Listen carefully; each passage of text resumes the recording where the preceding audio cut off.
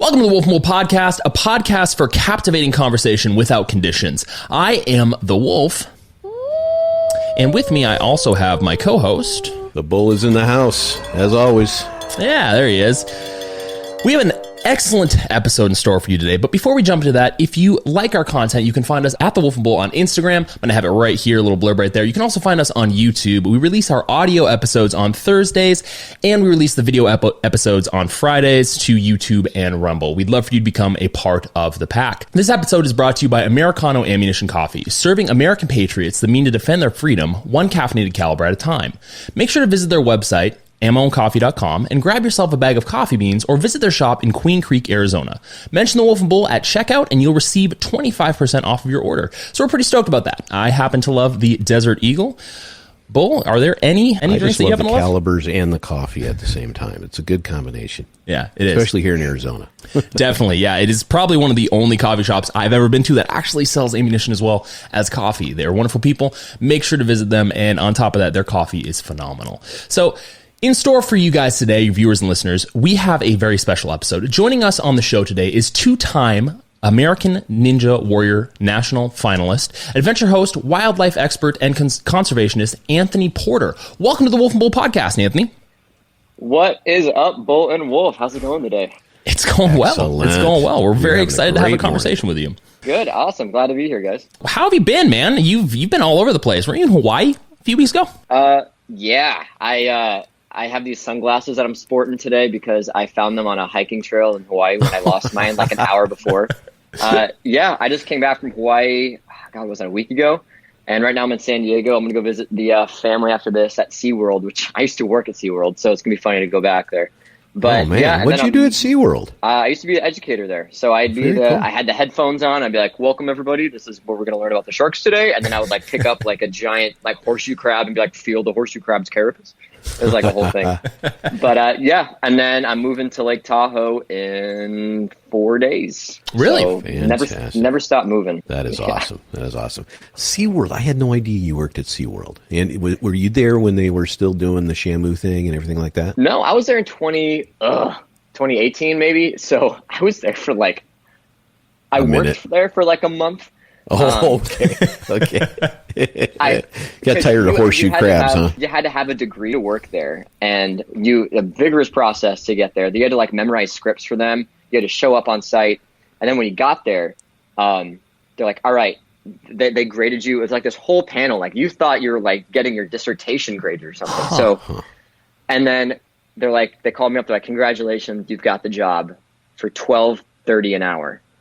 Wow. And it was part-time, but you're on call. So like it's very hard to have another job with it. A lot of people end up trying like getting another job situated, but it just like, there's no way I could have lived. It was a fun job. And I really, for me personally, like the environmental ethics of it, there's always a hot topic around SeaWorld and what they're doing. So I wanted to see for myself and kind of cut the noise out and see firsthand. So yeah, I don't know. It was fun. I thought maybe you left because the horseshoe crabs were being abused or something like that. Actually, fun fact is horseshoe crabs are considerably abused. Not there, Really? But just in the world in general. They have extraordinarily unique blood of any animal on the planet. They actually have blue blood. Huh. And yeah, actually, if you want to check out another podcast on Radiolab, they have an entire episode dedicated to horseshoe crabs, and it's some blood condition, but like they only find this protein inside of blue blood in horseshoe crabs. It's crazy. But yeah, like extremely trafficked. They're not endangered, are they?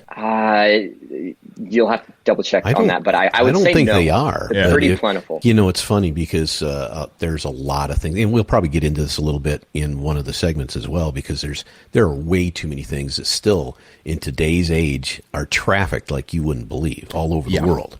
A lot of specific countries, you know, for their supposed medicinal purposes that maybe are or maybe aren't, who knows. A lot of it, most of it's probably not. But that doesn't mean that you know, historically, you know, certain people believe in that stuff. Yeah, and I think a big thing that has been on my mind recently is I mean, it's okay to have a ritualistic practice. I mean, they're everywhere, right? Mm-hmm. But now, as a human society, we're so much more freaking influential. I mean, we're globalized. So imagine this tiny, imagine a rite of passage is to kill a boar right? And then now, when instead of a tribe of 1,000, they're a tribe of 7 million. There's a bigger effect. So scaling our culture with our population, I don't know. It's an interesting topic. Well, way back when it was a rite of passage to kill the boar, after you killed the boar, the tribe ate the boar. They ate everything. Yeah. So it goes away from, there was a tribalistic aspect, not tribalistic, a ritualistic aspect to things, but there was a consequence to it that, supplied something for the tribe, right? And now that's not as necessarily the case. It's not supplying anything except, I don't know, maybe, some kind of remembrance of things past, some kind of thing. Exactly. Like it's definitely not a sustainable thing at all. Well, let me go ahead and jump into the monologue. Cool. I shall be telling this with a sigh, somewhere ages and ages hence. Two roads diverged in a wood, and I took the one less traveled by, and that has made all the difference. America, for many of us, has become a road worn weary with the footsteps of those that came before us. We spend much of our time on our phones watching TV, escaping into a video game, or endlessly scrolling the internet searching for emotional stimulus, never thinking about the world that lies outside our front door. If we were to venture outside, we'd find a fascinating and essential part of our world. The vast and diverse landscapes that surround us, sustains us, and provides us with everything from clean air, water, food, and even shelter. Research published in January of 2020 from Frontiers in Psychology has shown that spending time in nature can reduce stress, anxiety, improve mood, boost creativity, and increase energy levels. As little as 10 minutes of sitting or walking in a diverse array of natural settings significantly and positively impacted defined psychological and physiological markers of mental well-being. On the medical side, being outdoors can improve cardiovascular health and reduce the risk of chronic multitude diseases. Despite all these benefits, our modern and fast-paced lives often provide the perfect excuse to forget how important being in nature really is. Being outdoors is a nice change of scenery, helping us to reconnect with ourselves and with the world, the actual world, around us. Nature breaks us from the constant distractions of life and our daily routines. It allows us to tune into our senses and inner selves. Taking the time to slow down, appreciate the beauty of the world, and be present in the moment. Being outdoors not only allows you to connect with yourself, but it also allows you to connect with the nature around you, building upon your understanding of danger, its importance, and its fragility. Maybe nature is what many of us need more of, to experience what it is to explore again, to witness the natural beauty of the world, to break away from the nonsense that consistently begs our attention. In episode 87, we've decided to invite our friend Anthony Porter on to discuss his experiences as an outdoor expert, professional athlete, and how ethical and effective environmental initiatives can make the world a better place, and how venturing off the beaten path onto a road less traveled can benefit each of us. Very nice. Very nice. I feel like I should get up right now and go for a hike, though. Yeah. I think I'm feeling empowered to do that right now. I feel that too. I also always feel that, but I feel that especially now. Yeah. No, you probably do, don't you, Anthony? You probably feel like I need to get up and go constantly. Yeah. It's a good feeling. My mom's like, "Are you ADHD? Are you ADD? Like, are you just moving around all the time?" Like, I don't want to not move around. It's not like a primal, like, I can't not do it. I just genuinely don't want to be sitting in a chair for more than 6 hours. Or if you're sitting in a chair for several hours, you want it to be outdoors, right? That's hard. Yeah. Usually, I mean, when I go on some of these listless walks that I like to do, my one goal, especially like when it's 3 feet of snow out, I'm like, today my goal is to find a place to sit, a nice place to sit. And sometimes, I mean, it's like snow super high. It's actually a challenge.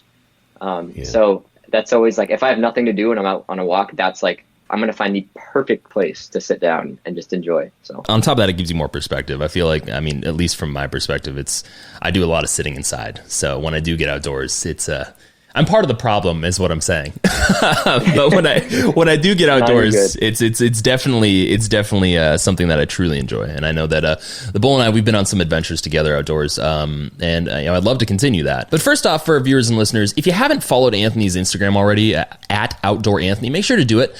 He provides some incredible educational and engaging content for anyone looking to learn more about the outdoors.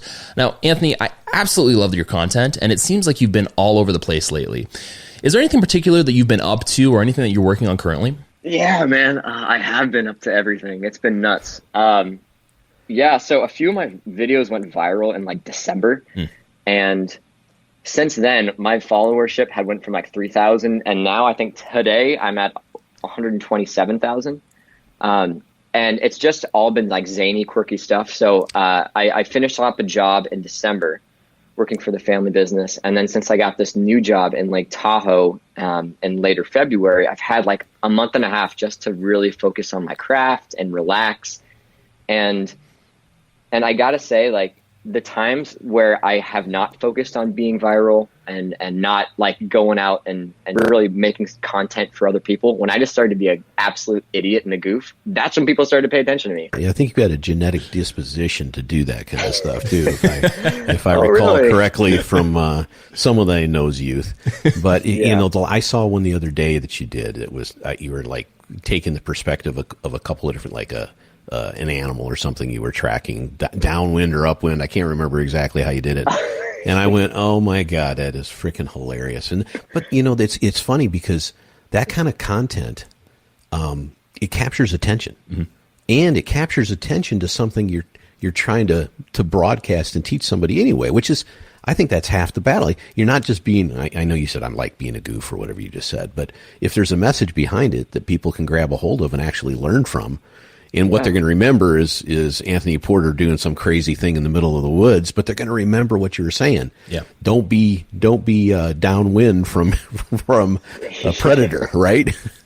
Exactly. So I try to do that. I try to do my format is pepper in some facts, code it with an absolute ridiculous scenario that you can use in real life. So in this video that the Bull's talking about, I was tracking a version of me with an Indiana Jones hat on that was playing like a Game Boy, but I had like a Buzz Lightyear sword, because like I have a lot of swords, I have a lot of weapons, but I knew that if I made it super intense with real swords and like arrows and stuff, it wouldn't attract all the audiences. But if I made it with like M&Ms and lightsabers and Buzz Lightyear swords, then, and it got a huge receiving, which was nice. Right. So yeah, I think, I mean, try to be educational and as non-offensive as possible. I don't have a stance in these videos, so it's fun to just make stuff. You know, it's funny, and I think, Wolf, you probably have some statistics. I know you, and in your notes, you always have some great statistics to talk about. But I think one of the things that you know, and I've got a lot of age on YouTube for sure. So I remember a time when the only thing to do was go outdoors. You know, I did grow up on a farm in the countryside, but even if you were growing up in the city, you were out and about. You didn't have the phone, you didn't have the video games, you didn't have the kind of communication elements and entertainment elements that come at you like crazy these days. And I'm not excusing anybody for not doing or doing different things, but the point is getting out there and whether it's up in Lake Tahoe or whether it's your backyard. You know, getting out and enjoying the outside, and that's part of the human, experience. Really, it should be. Yeah, absolutely. And so every once in a while, I'll say, "Hey guys, share an adventure you've had recently," and I'll post it on my page, and I'll just like share your adventure with everybody else. And I'll get messages from people exactly what you said. Well, like, I've just only been in my backyard today. This is a picture of the plant outside of my front yard, and I'm like, an adventure's an adventure, man. Like, don't discount because you're not in like the Alps. Like, you doing something that you don't usually do, that is an adventure. And it's baby steps to go to those big ones. But I think a lot of people, especially on Instagram and on social media sites, they see people like, oh yeah, I've been skydiving since I was 12. Like they're like, oh my God, like I'm nowhere close to that. Like, no, go outside and eat that berry, figure it out. Actually, don't do that. Well, I was going to say, but there's so many levels. The show does not expressly we don't condone agree with that particular eat the berry statement. Eating the berry may result in diarrhea and dying, so don't do that. Well, it's funny, Anthony, because the other side of that is, when you watch this stuff online, there's some absolutely beautiful reels and things of, spectacular mountainside, and they got the music going nicely in the background, and you look at that and go, God, I want to go there. But what they're not showing you, and Wolf and I could tell you a long, arduous story about our hike down into the Grand Canyon and back in a single day, and the people we were with, and the kind of craziness that occurred because of that. But nobody ever sees that. All they see is the look at the Grand Canyon, look at the mountainside, you got to take baby steps. You really do. You got to get out there and take baby steps and understand, at the same time it's beautiful out there and have an adventure. Also beware. Yeah. Beware Absolutely. what your body can and cannot do for you. Well, I think also, a lot of these, because I follow a lot. I think there's this one particular skier that I follow that just like has these crazy, crazy videos and footage of him going down like literal just sheer cliff faces up in the Alps, and it's just fascinating.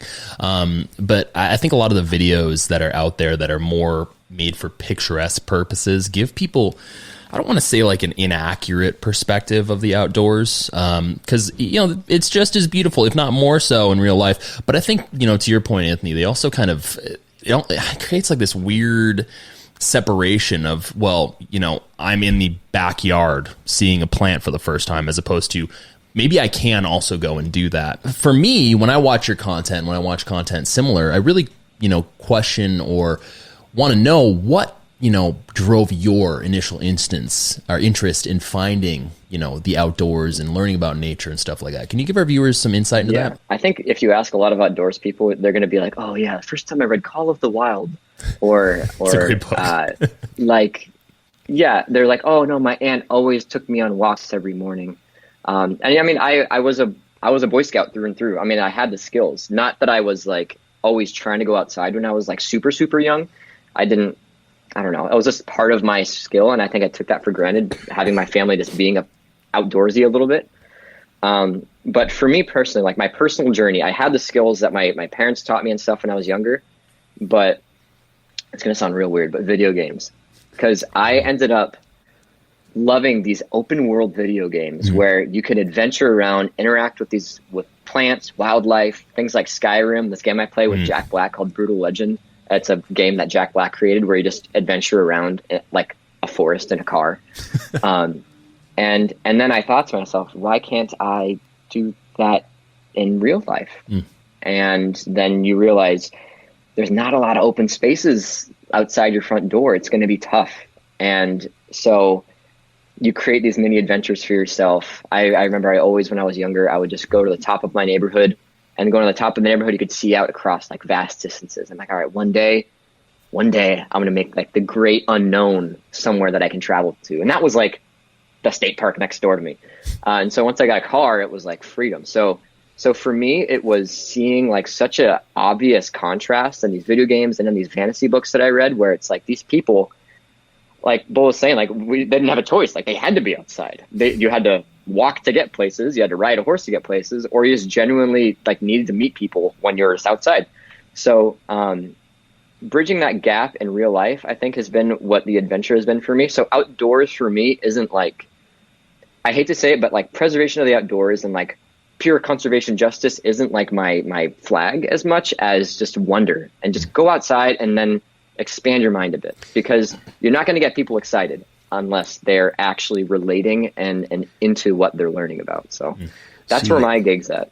I love what you're saying, Anthony, but I also, and this is my viewpoint and perspective, and I could be way off on this, but I think a lot of really in the Wolf's generation kind of think in the opposite direction, that they use the gaming and the partial freedom that the digital world allows them as far as they want to go. It's the fence in their backyard that they want to go through is only up to there. They don't want, and I think that jumping over that fence, going up to the top of that hill and viewing that distance that you're talking about is what's missing today. You can't do that in, I don't know these game names, Skyrim or whatever the hell they are. I mean, yeah, you can't. All do I know it is one called realistically, Stardew Valley we talked about the other day in the thing, but I think that's what's missing. It's almost, as an example, my first year at university, I was in a class that gave me, some credit for, it was called Outdoor Challenge. That's what it was. Nice. And, it was rope courses through the woods. It was climbing over walls. It was using teamwork to decide. It was the first time somebody went, "Hey, let's do a trust fall." That was what they probably invented that there, And of course, a lot of people fall to the ground doing that. But that's what's missing. There's nothing that kind of pushes people out the door anymore. Yeah. And I've for the last like 6 years, I've worked at environmental camps and stuff like that have that. But I mean, it is so detached because you'll have schools that know that there are environmental camps that someone goes to in sixth grade. They're like, yeah, that's like your nature time. But for the rest of the 6 years, we're going to be in inner city LA learning this stuff. So I think, it's no surprise. This is a world of like dichotomy and absolutes a lot of the time. So, I mean, yeah, when I've had to teach those kids that are of the essence that you're talking about, Bull, like it's definitely, I had a girl like cry her eyes out because she thought she was going to die the first time she saw a deer. And like that like hurt me a bit, but at the same time, I'm like, just, yeah, explore it, like understand it, because yeah, there is that disconnect. And I always think like, is it like the system's fault? And I'm like, no, think about like the shoes that people have to wear, right? Because for me, a lot of it has to do with shoes. Like if I go outside and I'm wearing Vans, I'm limited. I feel completely limited by where I'm wearing when I go outside. And so a lot of these people that are buying shoes now, they're giant pumps, they're pure white. We're like encouraging each other to like clean our shoes and make sure there's no freaking dust on it. And like, no, like, of course they're not going to go outside, right? And the companies that make those shoes are only making them because people are buying them in this self-perpetuating cycle. So it's not like some evil machine. It's just like this habit that we've created for ourselves. So once we get people that are just more public about adventuring and getting freaking filthy and being okay with it, like, that's at least where I'm at. It's funny. You touched on something there that I've heard a lot lately, and especially for the youngest generation that's out there right now. And I'm 100% positive the wolf will tell you whose fault this is, and it's us baby boomers that kind of helicopter. No, you guys are responsible for the financial crisis. To fear everything and lock every door. Yeah, and, the fire might come. I don't blame you guys for everything, just the financial problems. But continue with your analogy. No, it's what I'm saying. I'm saying. It's there's an aspect of fear to things that it doesn't reconcile with reality at all. Mm-hmm. And so sometimes just introducing people to that is, I know, I mean, Beowulf, Cam's wife, my daughter, I remember taking her to and this was a leadership camp, but it was in the middle of nowhere back in Michigan. I took her, I remember taking her the first year, and she went kicking and screaming, mm-hmm. man. She was so unhappy with me. And the only thing good I did was go on the plane with her so that she didn't freak out by herself. I don't remember how old she was. She would tell you, but she was, I don't know, 13, 12, something like that. And she would tell you it was the consequences of going and understanding how to jump on a horse and take care of, chores and be out in the country and do the river rafting and canoeing and getting involved with teams of people the same age. She would tell you that she ended up being one of the leadership people there over the years. Mm-hmm. That's awesome. So it's almost like, I hate to say force, but I wish there was a way that there was a dictate in educational system that required certain things. I think it comes down to, the teacher's ability and capacity to actually be interested in whatever they're teaching. I have a very particular quote that I thought was really good from William A. Ward he once said that a mediocre teacher tells, the good teacher explains, the superior teacher demonstrates, and the great teacher inspires. Now, Anthony, obviously, it is incredibly apparent from the content that you make that, be it with working with nonprofits to tell their stories or creating science and education videos for all ages, that you're on a mission to inspire others, as stated earlier, to explore roads less traveled.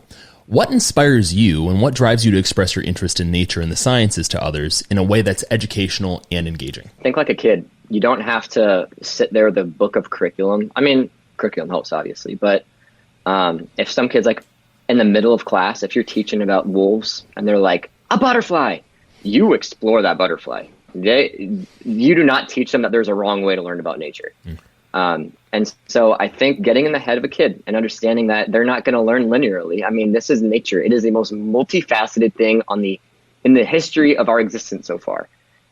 It's not going to be geometry. And to think that a lot of people teach it like you teach a straightforward mathematical like equation, it just doesn't make sense to me. So get in the head of a kid, understand that it's not going to be a straight path. And I mean, for me personally, like you brought up earlier, I love to be with the kids in the thick of it And so I teach archery. I've been teaching archery for the past like 6 or 7 years. And if at the end of the session, they're thinking they're doing great, they have to face me. They have to shoot against me. And sometimes they win, sometimes they don't. But I do not want to be that PE teacher, right, that just sits on the sidelines and goes, good job. Yeah. Because that doesn't encourage anything. And so bringing that out into the woods, bringing that ethic out into nature, I think if you can be a physical example of someone that is fit, outdoor, exploring nature, that's totally fine, very safe doing it, and genuinely has fun, and then brings out wonder to kids, I don't think there's a wrong way to have that happen. So I don't know. That's really definitely made a bunch of mistakes at some point. Definitely ruined some things, but it's hard because, like Bull was bringing up, and Beowulf, getting the kid out immediately, you have to make that first contact comfortable, even if you lie a little bit, because they're not going to come back if you're like, yeah, this is nature. Like, we're going to sleep on rocks tonight. Like, they're not going to come back. And so this place I worked at, they bring kids from inner city LA up into like the forest and the snow, and it's like 4 feet of snow sometimes. And these kids bring Skechers and Vans, and they're not going to have a good time. And so that was where my disconnect was for that place particularly, is like there's two extremes. These kids are not going to be like bridging this super easy. So yeah, there's a give and take with it, but I would just say you gotta take away some of the fear, some of the obstacles to getting into that natural position, right? So, absolutely.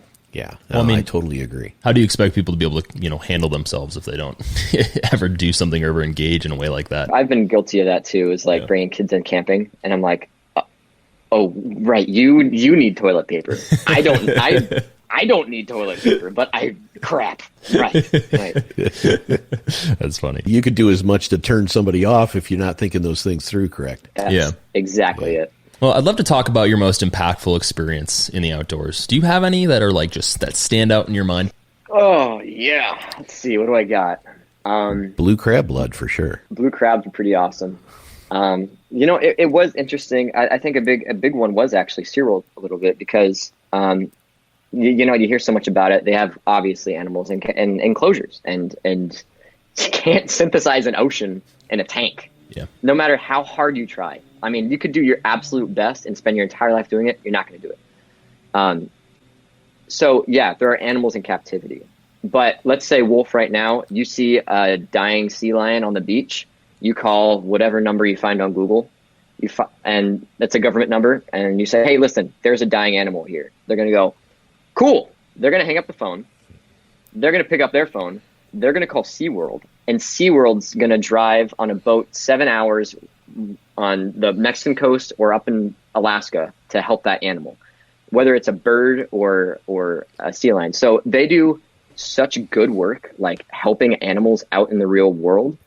And then they inspire other people. Yeah, it's crazy to have these animals in enclosures. You don't hear anything about that ever. No, I didn't even know they had the ability to do that. It makes I'm going to go to sense. SeaWorld in a little bit. They're going to have a counter when I go over. And when I worked there, it was 25,000 animals saved. But I'm sure, that was 4 years ago. So I think it's going to be higher. I'll be curious to see what it's at today. So why isn't something like that highlighted? I know SeaWorld is a commercial enterprise, certainly. It's an entertainment place. I love it. It's, seeing those. But I, as a patron of something like that, I'm not thinking of the tank environment as opposed to the real thing like you talk about, right? So, maybe what's missing on something like that is really highlighting, not just with a counter, but with some kind of encounter that says this is what we really do and this is what we're really about. Yeah, I think you got to pay a little extra for it, but there are tours to go to the rehab center that's next door to SeaWorld. But yeah, making that super public just as much as SeaWorld, I think is going to be the next step, because there's no legislation for getting new whales right now for orcas. As soon as these orcas are old age and die, there's no way they're getting new ones. So I think that's why they're strategically trying to shift over to more roller coasters. But to have an open sourced, not open source, but openly available place to go to see these animals in recovery. Well, I think the zoos do a pretty good job of that. at least the San Diego, the wild, I always call it Wild Animal Park, whatever they call it now up in Escondido there. But and then of course in Balboa, I think they do a good job of exposing the fact that they're trying to save these animals. And it's not just come and look at these things behind fences and cages. Yeah. And you know what? I don't know when the last time you went to SeaWorld is, but there definitely is a big push for that, especially when I was working there. But it's happening. It's just slow, you know? Yeah. Mm-hmm.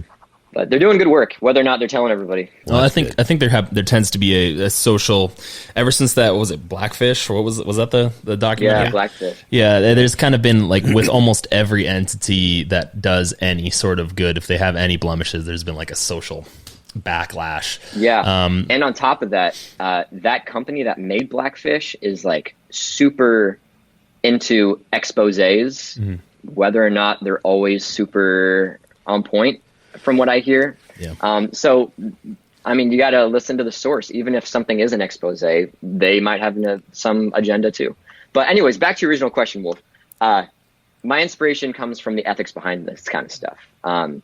So that was one big aha moment, being like, oh my God, my brain, like they're in captivity, but they're helping. Like what's the right answer? And I think as humans, we have a very short-sighted, myopic view of what the right answer is. I mean, the world's 4.6 billion years old. Humans have been around for 160,000, give or take, Homo sapiens. I mean, we're not even a blip. We're like half of a snap sound on the planet of the Earth. And so maybe long after we're gone, for the next 500 million years, like what's our legacy? Number one is what I'm really trying to figure out. And so every time I step outside, I think about that. I think, what's my legacy personally, and how can I do that to help the human population? So every hike is literally just like an epiphany for me. But backpacking in Mount Hood, checking out Lost Lake Resort is like this lake that is super busy on weekends, but like no one's there on the weekdays. And it's just this clear, pristine lake overlooking Mount Hood, seeing like these priceless beauties. Being in Vietnam, there's up in Ha Long Bay where they filmed the newest King Kong movie. It's amazing. There's a cat ba langur. It's a kind of primate that lives up there. There's like 70 to 80 left right now. They're coming on the rebound, but that entire thing is like all helped by this one person named Neo Leonard, and he is one person that runs this entire foundation by himself, and he almost personally has brought these animals back from the brink of extinction. Wow. So, like, especially in these smaller companies or countries, it's not about like getting like the whole band together. Sometimes it's literally one dude doing the craziest thing to help the world, and that's kind of where my inspiration's from. Those things have to be highlighted. They really do. They have to be highlighted and exposed in a way. Of course, today with the way we can do things, the way we can communicate, the way we, your situation with Instagram, et cetera, that we just talked about. I mean, that's the way to get people to understand what's actually happening out there or what's not happening. I remember you had something you put on, I don't remember which platform it was, but you were talking about the Great Pacific Garbage Patch and some of the cleanup efforts that are going on with that are long, long, long overdue. And of course, the flip side of that is the dang thing's been there so long it's created its own ecosystem. Right. So now we're going to have to disrupt that to get it actually to a better place. And I mean, it's always a combination of good and bad, no matter what you look at. Right. Yeah. I think, if you tear up a driveway, there's going to be weeds growing between, like, so it's, it's worth tearing up the driveway. And so there's a lot, obviously environmentalism is just super hyper politicized, but I mean, if you look from like just not even like a scientist perspective, but just a timeline of the planet perspective, we as just a human thing just have such a big impact on our little snap of existence that, I mean, I'm going to be annoying. I don't care too much about politics unless it's helping the environment, because that's honestly, we're going to die. Like, humans are a blip on the planet's time scale, but what happens after us, that's up to us as well. And so I think that's where our number one priority lies. Financial freedoms and all that stuff is very important. But for me, I mean, I don't know. If you told me to like wear a monk's hood and give all my money away to make sure like the state was like free of like microplastics, I would do that. You know, it's just the long adding burn. to that though, what about what is your, I've heard you say a couple of times the half snap, and we're a blip on the planet and all that kind of stuff. And there's certainly, you can look at the timeline in the extinction events that have occurred over the timeline of our Earth, and you know that we're not going to last forever. But what about the, continuation of our species, right? In the legacy, not that we leave behind, but that we can carry with us, right? That's half the battle as well. Yeah, absolutely. And so if you think about that, carrying our species on to like the next stars and going out there, imagine meeting another species and they're going to be like, yo, you guys made it too? And we're like, yeah, we did it.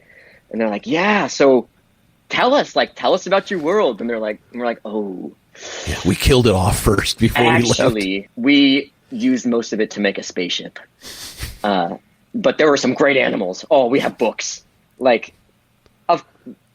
you got to think about our validity as a species if we're not actually taking care of our mom, right? Yeah. I think there's an interesting, because I agree with you. I think that there's obviously, and we can talk about this from a lot of different perspectives, from theological or philosophical. There's obviously a need to take care of, for lack of a better term, your room, right? You want to make sure that the things that you have, the things that you are blessed with, you take care of so they last longer and they benefit you and potentially those around you. I think the thing that I've always seen is that concerned me is the party of individuals that are gung-ho so much about a lot of these conservationists, not necessarily you or the groups that are actually doing the work, but the people that are talking on behalf of them, they tend to convolute the message a little bit. And so my concern is we have a lot of individuals who are now very hyper focused on something, in so much that rather than taking the time to have an open discussion a little bit more, they seem to be jumping the gun. What would be your perspective on how not only can, our leaders, but potentially individuals like yourself, how can we make a cognitive and conscious ethical move to change things so that if there is any backlash of tearing up the driveway, it doesn't completely, destroy our ability to leave our home, if that makes sense? That's a great question.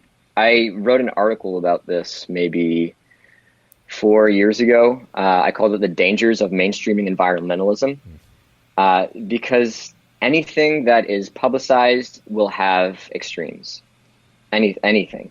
So environmentalism is not immune to that. So yes, going forward into this new era, I think where we're at in terms of a society is with the social media stuff, in my opinion at least, we're in a shock culture. No matter what side of the fence you're on, you are gravitated towards the bold headlines. Literally, no matter what news station you look at, they are in bold headlines at the bottom. Things are run past. There are people that are urgently telling you things because they don't want whatever they're talking about to happen. They want you to stay tuned. Otherwise, that's a number one priority for them. And same thing with environmentalism. Now that it's just kind of a new prod. So I think, oh God, you're asking me to solve the issue. I think if it's easier, I think maybe bring it down to the individual level, because when I talk to someone about environmentalism, I look at it like, we should both take care of our space, and I want to take care of my space, and I want you to take care of your space, so we're not infringing. And maybe I can couch it a little bit differently too, because I think that it's, there's an individual viewpoint, and there's a pendulum that swings too often because of the shock culture we're in, perhaps because of the politicization of a lot of these different subjects we talk about. And the Wolf and I have often talked about this with other subjects. I personally am more of an incrementalist. And, what I mean by that, of course, is I like to take kind of deliberate steps. I like to be convinced of a direction to go and modify that as I grow and evolve my, consciousness of that problem or that challenge. And I like to take, steps in a direction, but I don't want to do it where I absolutely burn the current house down that has been created. Yeah. And I think that's what a lot of people want to do on any side of these issues. I love the outdoors. I love the fact that we've got all these national parks now. There are a lot of people that are like, why did we do that? You took up space where we could have, created more ranches near Yellowstone, or whatever the case may be, as an example. Yeah, Mm-hmm. but on the other side of the coin is, I think you put it in the notes, as a matter of fact, isn't there a push for 30% by 2030 of the land out there in the continental United States to be designated as safe, right? Or however it's defined. Those kind of things are great. You put goals out there and then you take steps toward them, but you don't wipe out, half of our species because we're only that click, right? I understand that. Yeah. And, yeah, those projections are great. I would love that. 20, 30, 30%. We have a very short, we're trying to impeach our presidents like crazy. Like, it's just not, if we had one solid leader, like whether or not they're like evil or great, if we just had one solid plan for like 10 years, things would go differently or they would go worse, but at least they would go in a direction. Right now it's like, oh, oh, no. Oh, yes. Oh, no. So imagine, we're exponentially kind of getting worse in that regard. Imagine any kind of 10-year plan where we're expected to, as this giant roller coaster of our morals are going crazy in the governments to actually get to that. So I think that's where a lot of the environmentalists that are more extreme come from. Like, you guys aren't going to make it to 2030. Are you crazy? And then at the same time, like, people have faith that, yeah, we'll slowly get to that point. But also those are the same camps as the procrastinators, that maybe we'll get a change in policy before that happens. So it's a chess game that I am not good at playing. Yeah. But to your point about the incremental thing, yes, I would add a caveat that we are an exponential race. We increase technology exponentially. We industrialize exponentially. We populate exponentially. So an incremental plan is all good and well as long as you accommodate that trajectory, which I don't think we're doing. I would add, though, to that, or maybe counter that a little bit, is I agree that there's a trajectory that needs to be evaluated and understood. And I don't know if you've read the book, The Tipping Point, Gladwell, in the past. Maybe you have, maybe you haven't. But I kind of view it the same way. There's a rise in whatever direction we take, via policy or via where the conscientiousness of our population is going, whatever the subject we want to talk about. There's this slow rise in understanding of what we want to do. And then there's kind of a tipping point where it rises dramatically and hits that trajectory that you were talking about. And yeah, you've got to be conscious of that. And when that trajectory comes in, you've got to be adept enough to deal with it and change policy and move toward that in a more rapid manner or in a slower manner, depending on what we're talking about. But I think my point is that because of the back and forth nature of our government, because of the policy, because of the immediacy of the information coming at us, that it's, okay, let's burn it down, let's build it up. Let's burn it down, let's build it up. Whatever we talk about, it's every 2 to 4 years that conversation goes on and nothing actually gets done except fighting, right? So I completely agree with you. And I think if everybody went out into a frickin' meadow up in Lake Tahoe and sat down and got in a nice little circle and sang Kumbaya and talked about this a little bit, we'd probably be better off. You're absolutely right. It's a tough, I wish I had an answer. I don't. There's a totalitarian answer saying, like, yeah, if you had like a dictator to make sure that you had one way going, but you lose so much along the way there. And at the same time, if that one person loses their path, who knows? And that's usually what happens. A lot of dictators come to power for the exact reason we're talking about. Exactly. Then they get to power and they say, oh, hold it. I can do anything I want now? I don't have an answer. However, mutual arising is something that comes to mind where it's just in the background. Like, climate change wasn't a talk when I first was like learning about it.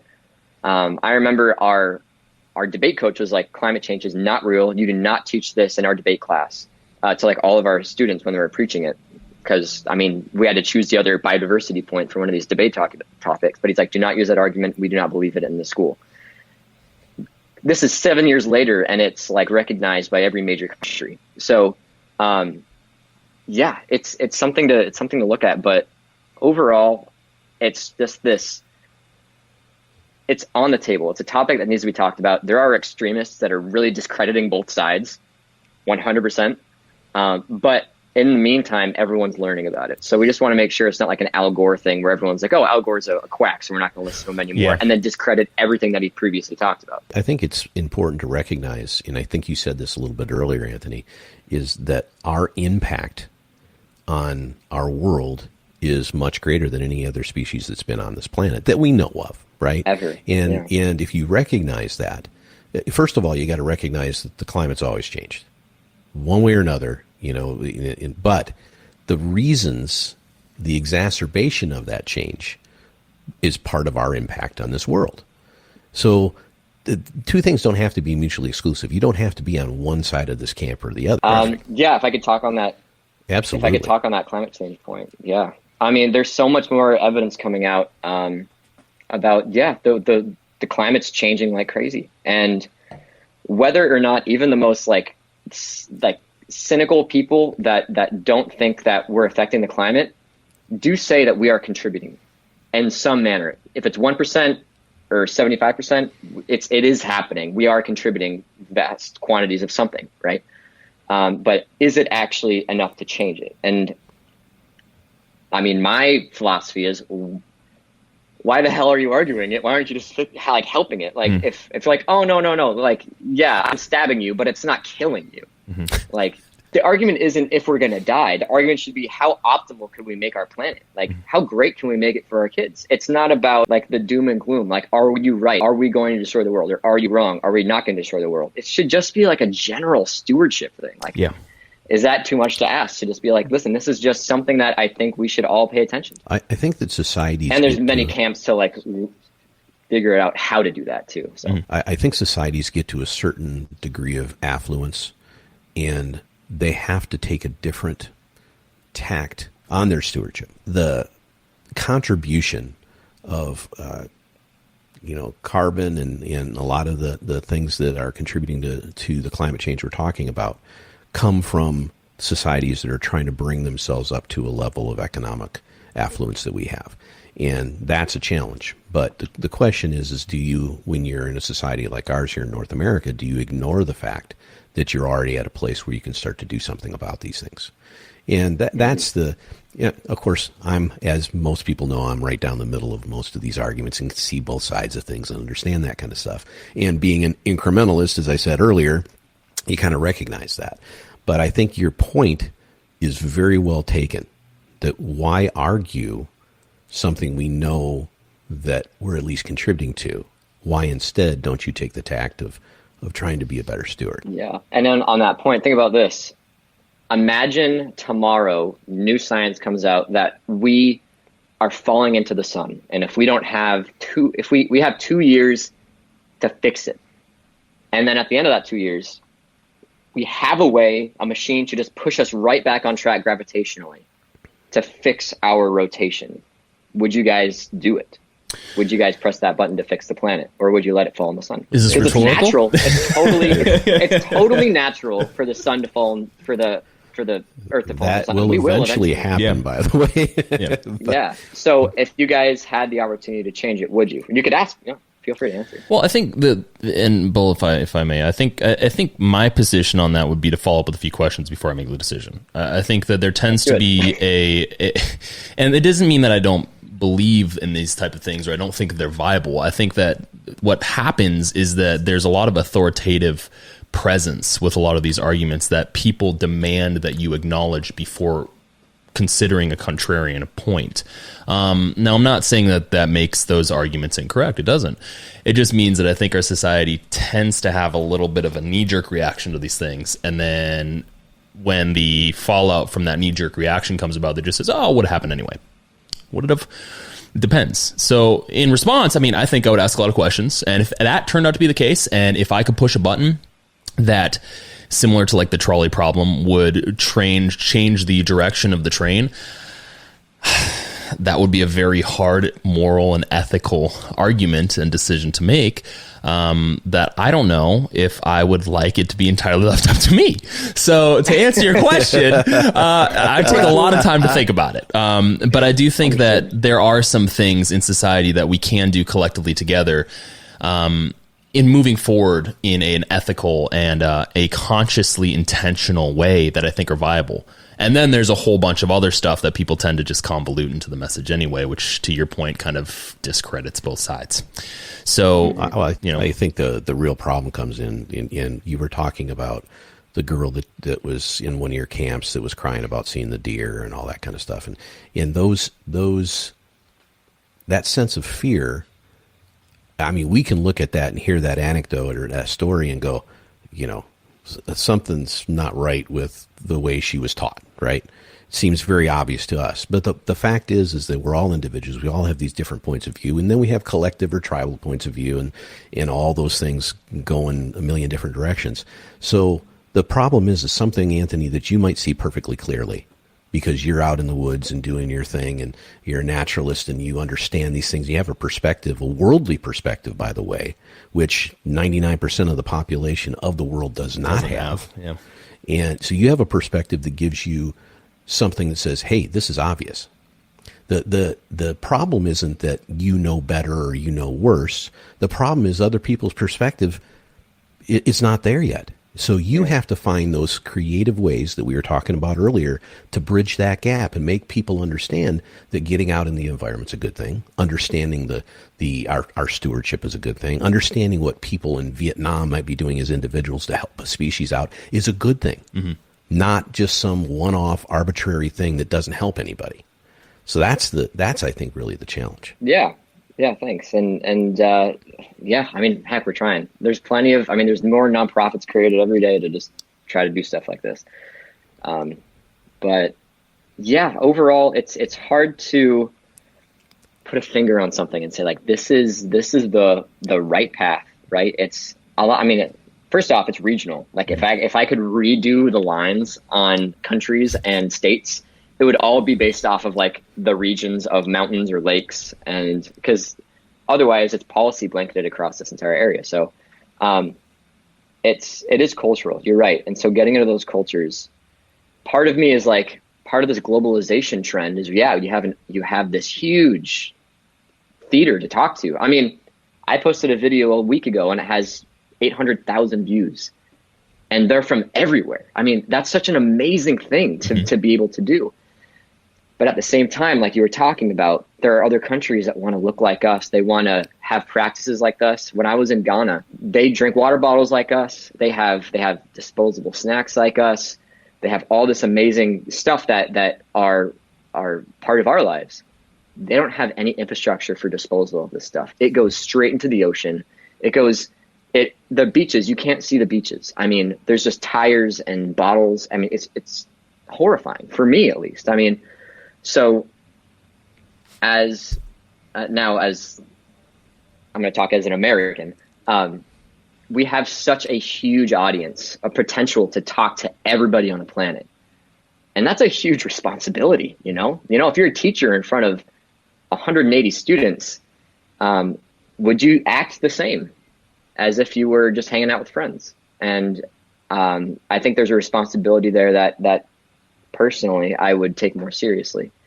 And so that's what I'm trying to do with my stuff, is just, if you have an audience, might as well educate them and make them happy. Yeah, I think that's and something you do that have most an audience, and you're doing some nice things. Yeah, I think that's something that most educational leaders don't really take into consideration. At least from my experience when I was in education, there was a lot of teachers where you could tell they were just kind of there for the paycheck, and that's unfortunate. That's a lot of people in any industry. But I do think what you're doing currently, online, is incredibly impactful. Now let's dive a little bit into American Ninja Warrior. Now, you've had experience as a professional athlete, professional archer.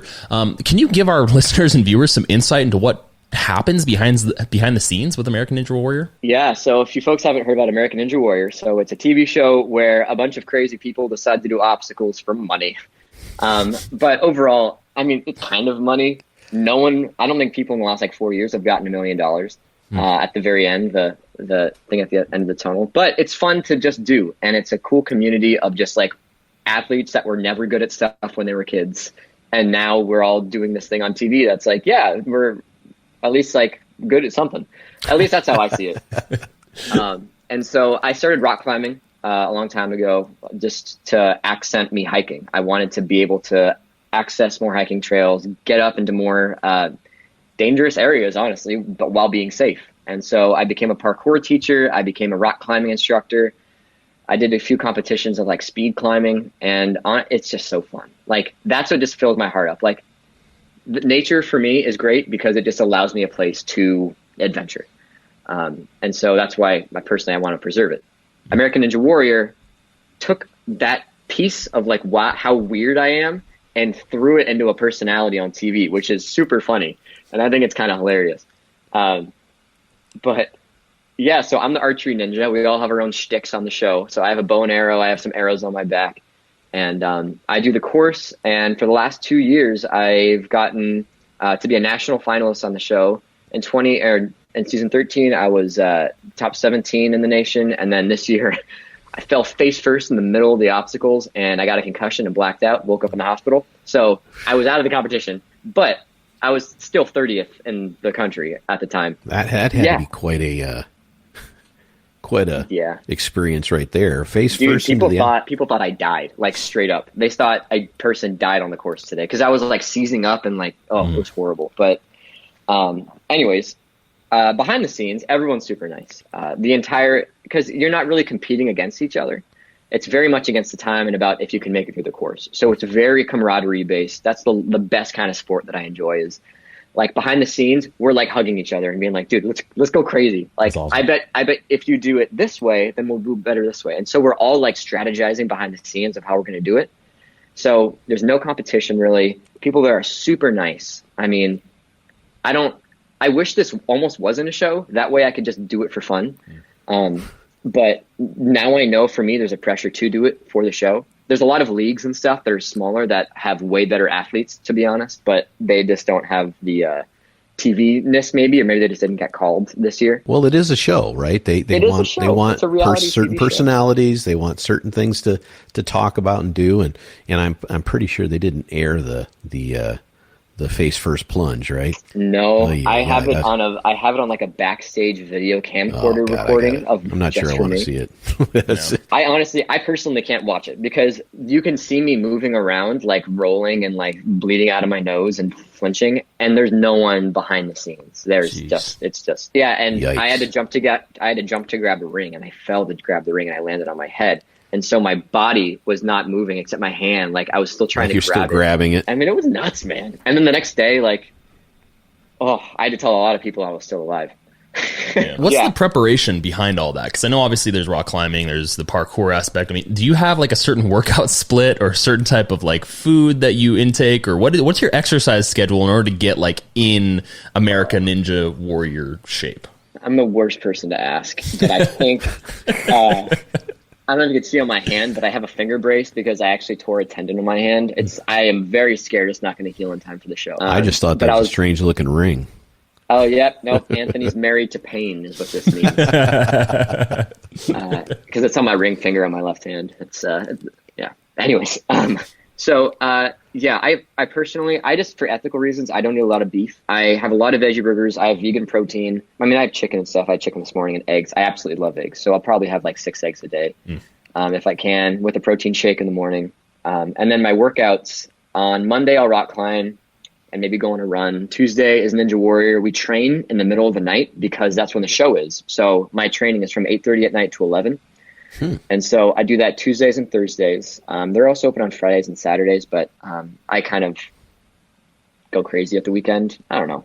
I personally feel okay skipping out on workouts a lot because I move like crazy. Like yesterday, I shot 300 arrows on a trail in Balboa Park while hiking. So like I'm always moving, like you guys were talking about earlier. So I know a lot of these people, they have the 9 to 5 and they have to get up and then physically work out. Well, I'm more fluid about it. But rock climbing, man, rock climbing is great. I would recommend to anybody that has not tried it or has only tried it a couple times. It is just the most natural way to move your body. And also parkour is super fun. Just learning how not to fall and then learning how to fall Thumbs up. Yeah, you know what though? You got to really, I would imagine, start that kind of stuff pretty young. When I used to live in Arizona when I was younger, I would go out on these hikes all the time, up in this area called the Mogollon Rim. There was just some beautiful hikes up there. And unfortunately, I always kind of went alone, which is not the right thing to do in general. You probably do some of that yourself, I would imagine, if you're doing rock climbing. Alone? Never. Yeah. But no, I remember one time I was climbing up the kind of the side of this face of this kind of rock structure that I was on, and there's a big flat area I was getting to that I'd been up many times before, and I kind of slipped a little bit. And I looked around, and I was like, you know what? If I'd have slipped just a fractional more, nobody would ever find me, you know? And I was like, what the hell am I doing this by myself for? It is exhilarating. It is exciting. And it's something I knew I could do. Now, as you get older, you still think you can do that stuff, and you really can't anymore, but you still think you can. So there's danger involved, of course, but there isn't anything. Absolutely. And I think a lot of the people end up doing those things. I mean, I literally had to take classes as a backpacking guide, and that was my major, was outdoor education and leadership in risk assessment. We had classes in inclusion, risk assessment. I didn't get my degree unless I backpacked for 17 days in the wild with my crew. Like, that was part of my prerequisite. Wow. So, like I had to train a lot to do the weird, crazy stuff that I did, but I could understand. I mean, it's crazy. It's scary. And there's a book that I read. It was this fantasy book called Name of the Wind, but there's this part in it where this guy goes, this forest, these areas are so not traveled. If you died, no one would even need to bury you because no one would find your bones. And I was like, I do that all the time. My bones won't even be found. So I feel that same fear that you feel, Bull. But it's once you get enough, like, I don't know. I mean, not skill isn't the right word, but it's a blend between skill and confidence, right? Yeah. It's got to be. You can't do that stuff unless you're confident that you're going to be able to do it. Yeah. For me, though, I guess there's a level of confidence, but there's like a fluidity to it where it's like, I mean, just as we're talking English right now, I mean, I feel that with doing things like rock climbing and moving, that people, it would be like gibberish to them, right? So it's a fluency. I mean, it's hard to say. I feel like confidence doesn't quite encapture it, but it's just like doing it so much to where it's totally fine. Like up on the Mogollon Rim, right on the corner of the Colorado Plateau where you're talking about. I mean, there's cave dwellings of tribes out there where there's rock holds going up 200 feet, and that's how they just get out of their house in the morning. Like, it's a totally different vibe, and that's the fluency that, I mean, we have the capacity to do, but sometimes we just don't tap into it. You know, I've been to that place you're talking about. I think it was called I want to say Oak Creek, but that's not right. Oak Creek's in Sedona, Oak Canyon, Walnut Creek, Walnut Canyon. Walnut Canyon is what I was thinking of, I think. Yeah, okay. But I remember the first time I visited there, and I saw those structures, and I was like, wow, these people, it was just natural for them. You know, at that time, they just climb naturally up those things. And that's, I think, what you're talking about. You do something long enough and it becomes just, you know, part of the routine. Yeah, part exactly. of the learned routine. Yeah. You see, like on Instagram, all those people that like hammer in nails in other countries, and they do it so perfectly timed on top of each other. Yeah. To us, that seems crazy, right? Mm-hmm. It's like insane, but that's the fluency I'm talking about. Like, there's no second guessing. It's just part of saying words. Muscle memory. Right. Yeah. Muscle memory. That's a good way to put it. Well, Anthony, I'd love to end on your experience when it comes to like conservationist activity. Are there any particular stories that you can tell our audience? And then in addition to that, are there any groups that you would encourage our audience to check out so they maybe can support maybe with their time or with, you know, some donations? Absolutely. Two that come to my head really quick is the Orangutan Republic Foundation. They do education work for locals in Borneo where the orangutans are. So instead of a bunch of white dudes going in there being like, we're going to save everybody, they're actually helping the locals understand the conservation, the ecology, and they give scholarships to those people. So I think that is the future. I mean, that's the way to do it. It's not like big old Superman coming in to save the day. The Cat Ba Langer Project, who I brought up earlier, the Nia Leonard man, that he basically is helping bring these guys back from the edge of extinction. They're like these little Cheeto primates. They're Cheeto colored. They're so bright orange. They're crazy. You got to look it up. But they're up in Vietnam. Some conservation issues work with good conservation practices. Mm-hmm. And there are others that sometimes just need like an unorthodox helping hand. There is a book that I read called Song of the Dodo that is full of these instances. And one of them is this guy who there's these falcons that were re-released, and it might be falcons or hawks. I read it a long time ago. But since they were re-released, they didn't have an instinct to take care of their eggs. They would step on them by accident or sit on them or just leave them out to just get cold and die. And so what this guy did, he was a great rock climber. He would climb up to these little holes in the sides of the cliff, find the eggs, replace them with fake eggs, and I don't know, birds could do whatever they want to those. They could smash them or just break them, and he would take care of them until they were about to hatch. He would climb back up the side of the surface, switch them at the last second, and this population went from like 25 to 350 just by this one guy doing that. So, I mean, it's not like as much as it is about like marching policy and putting up a flag somewhere. Mm-hmm. It is just about people being part of the stewards, being decent. And it's not about like writing grants and being sometimes boring, which is essential, but doing those unorthodox things. It's kind of like being Jane Goodall before she got popular, right? Yeah, you exactly. Go over, you handle things on an individual basis in maybe a different way, in an unorthodox way that people never even thought of. And that makes such an initial impact that who knows, 20, 30, 40 years from now, the policies change to a way that reflects a better stewardship of those animals on the edge of extinction. Exactly. And so, I mean, that's a great example of Jane Goodall. Like when she was younger, imagine how alone she felt in terms of conservation, right? I mean, she literally had to pick up a gun, like to make a point.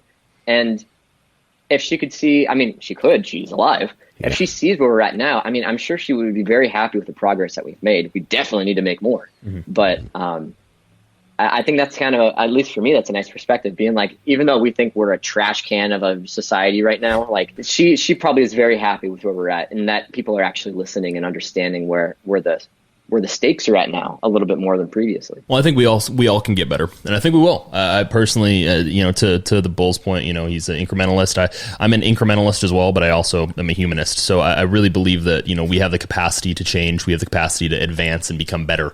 And especially with, paying attention to content like yours, learning from content like yours, and making a personal and independent change brought on by the inspiration that you provide through your content and through your education. I mean, I don't know about you, Bull, but I think that's a pretty good end for the episode. Yeah, absolutely. And by the way, as a bull, of course, I respect tremendously anybody that decides not to eat beef for ethical reasons. It's we all have our own lines, right? Yeah. Yes, exactly. Totally. Well, Anthony, thank you again for joining us. For our viewers and our listeners, where would be the best possible places that they can find your content and that they can support your initiatives, your goals, what you're up to? Yeah, absolutely. If you guys want to collaborate or do anything wacky with good old Anthony here, find me at Instagram at Outdoor Anthony, all one word. Or you could just check out my website and send me a little message, and we can message and talk about weird stuff. But it's anthonyporter.net. .com was taken. Don't know who has it. Well, we'll make sure to include all the details below. And additionally to the Wolf and Bull Pack, thank you so much for joining us today. We really appreciate you. We appreciate you, Anthony. And to our viewers and our listeners, we hope that you enjoyed the episode. If you like our content, you can find us at the Wolf and Bull on Instagram. And if you happen to like listening to conversations like this, captivating conversations without conditions, go ahead and give us a subscription. That'd be absolutely wonderful. We appreciate you, and we think that it would be a wonderful time to have you viewing and listening to our conversations and engaging in them. So to everyone listening, and to my fellow co-host and our guest, thank you for joining us, and we can't wait to speak with you again soon.